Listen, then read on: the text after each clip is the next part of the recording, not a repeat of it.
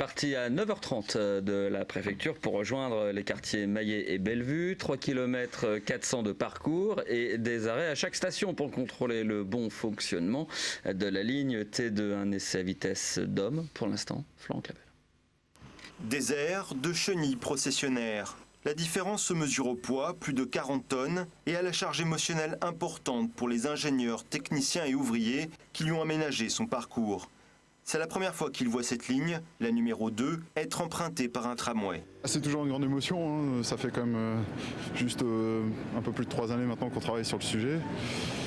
C'est une grande satisfaction de l'avoir commencé à circuler, enfin de voir une arme commencer à circuler sur les voies neuves. Un essai sur un parcours de 3,4 km de la préfecture jusqu'au quartier Bellevue. Un essai à vitesse d'homme, 4 km/h à peine, et des arrêts à chaque station, 6 au total. Prendre le temps, car le moindre détail compte. 34. Donc on mesure l'écart vertical et horizontal entre le seuil de la rame et les quais de station. En quoi c'est important?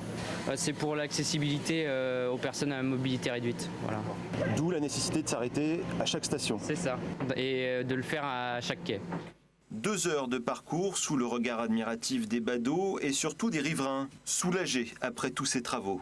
Je trouve ça super, c'est une belle évolution pour la rue des Maillets, je pense, pour l'accès à la liberté, pour aller en ville sans prendre le véhicule, quoi. C'est super.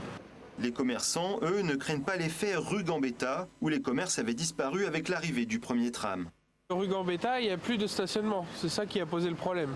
Là, on en a perdu, mais on en a encore. Donc on est content quand même. Premier essai à vitesse réduite concluant pour le T2, pantographe opérationnel et gabarit conformes. Prochains essais début mai pour atteindre progressivement une vitesse de 50 km/h. Les 11 rames de la ligne devraient circuler à la rentrée.